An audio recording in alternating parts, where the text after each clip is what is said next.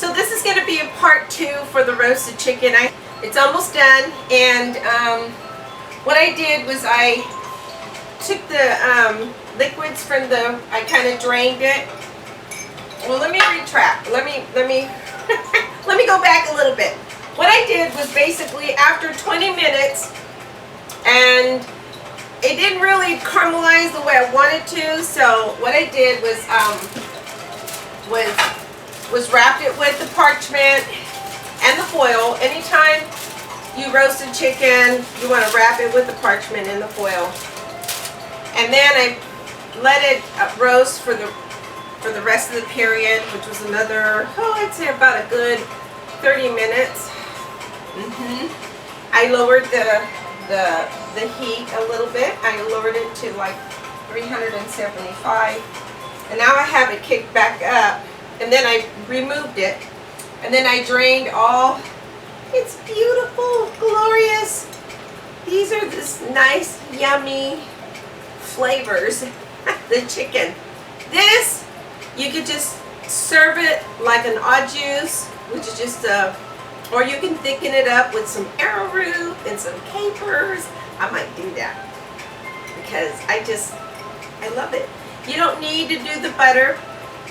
You can actually, I have a video clip where it shows that you can heat up the flour without having to, and you can make like a bechamel without the butter. It's like the same technique as you would a bechamel, but you just heat up the flour. That's what my mom used to do. And then you just add these beautiful flavors because there's a fat in there already. So why add more fat, right? Or you could do a beurre blanc. Just basically deglaze the pan and make sure you put it in a brazier in the beginning. Deglaze the pan, and you can add some shallots and some garlic, and then you remove it and then add the wine, which I did. By the way, when the first time that it came out of the oven, the roasted chicken, after 20 minutes, I added like a good cup of wine on the bottom. I deglazed it, and then I wrapped it up, and then I put it back in the oven. You can remember that. So, and what you could do is you could use the fond from the pan. You don't want to lose those flavors, and you could just use them, and then just yum. It's so delicious. Anyways, I'm gonna go ahead and pull my turkey, not my turkey, my chicken. So I'm getting ready for another video. So I'm gonna turn it off. Well, actually, I'm gonna leave it back on because I'm gonna make those roasted. And there you have it. You have your chicken. It's delicious. It's yummy. It's yay. And then, yeah, that's delicious. Then you want to go ahead and temp it. Make sure it's at the proper degrees. But I already know. I can tell it's falling apart. The wings and the legs are kind of pulling apart. So it's pretty good to go. So what I did was I basically, these are large, these would be considered large dices, but they're not really dices, they're just large cuts of turnips and sweet potatoes. You could use a combination of turnips and beets. Beets have a little bit more sweetness. You could use carrots, but I chose some sweet potatoes because I like sweet potatoes. And that gives me my plenty of starches. So I'm going to go ahead and take this colander and drain them out. Okay. I'm going to put this on the side. And you know what? When you go to the farmer's market and you say that food is expensive, get to the nearest farmer's market where, like I go to this farmer's market where at the end of all the farmer's markets during the week, they go and they want to get rid of the vegetables. So find a farmer's market that's like a co-op type where they do it once a week to get rid of the vegetables because it's over. There's a lot of vegetables, and this is how we can eliminate some waste. And you just go out there, like it's over here. It's like where I live. It's on a Sunday, And so go underneath they call it the bridge. Be careful. We'll step on those spiky seeds, which I took a big crash.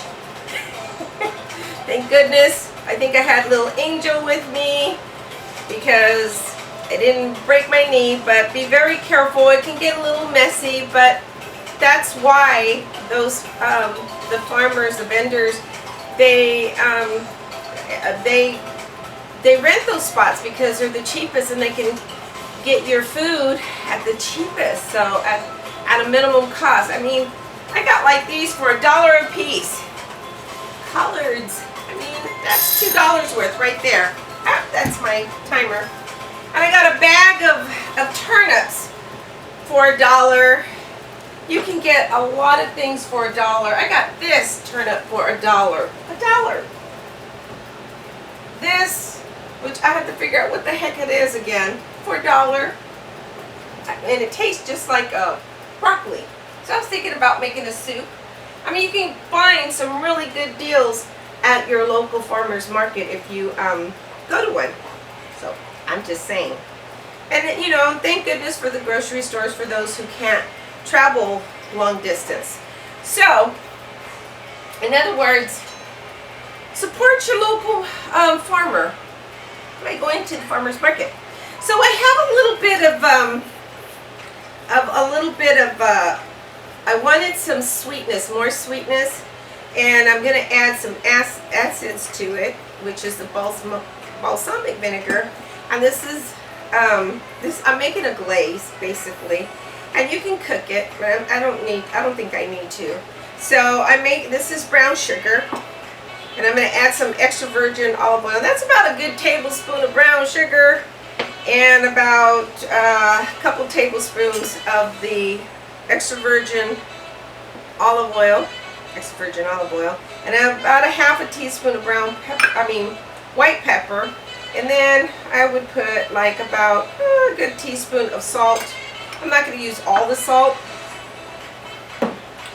And then I have a little extra brown sugar here, and then I'm going to go ahead. It's like a vinaigrette that I'm making, concocting here, and then put some balsamic vinegar. Usually it's the same amount, but I'm not going to put, because to me it's really strong, so I'm just going to put like about equivalent to like one I would say 1 tablespoon, 2 to 1, two of the tablespoons of the brown sugar with 1 tablespoon of the balsamic vinegar. Okay. Okay. So here I go. I'm going to stir this up. My dog is staring at me. Earlier he was protesting. He started protesting when I visited my son in Florida. But he was protesting. He wouldn't eat the food that I brought for him, and because we were having these beautiful dinners, and sometimes I'll sneak a piece of chicken to him, but he needs to eat his special food because he's old. Oh, that's yummy. I could put that over a salad. That's so yummy. And that's all I want. I want it like a glaze because I basically want to this is my highlight, so I just want to accent them while I roast them. So I'm going to take this pot that I've been basically using to blanch. I'm blanching my I blanched my collard greens so that I can stuff them, and I have that next recipe. So I'm going to go ahead. Actually, I could use this bowl as well. Well, I'm not going to. Oops. And then what I'm going to do is just add my glaze. So yummy. I'm telling you, that's like a delicious vinaigrette for a salad. And then just kind of mix it up in there. And then just put it on. And if you want to make a glaze, you can actually cook it and then reduce the heat. So if you would like to make a glaze, you can by doing the same recipe and reducing the liquids. And then you can make it like a little extra glaze for your roasted goodies. If you want to add some herbs, you can, but I think I need to. I'm going to pour that on there, and I'm just going to stick it in the oven. Yeah.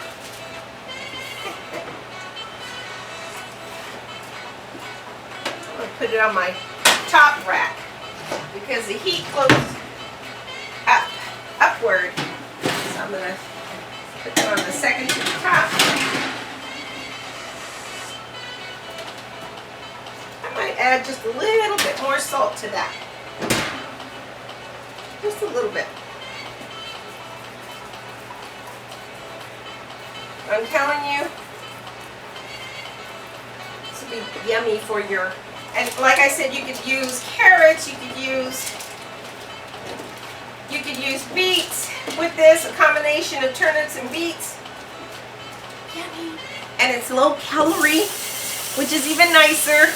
You want to have a nice green salad with that, and then, yeah, a beautiful, nice green salad will do.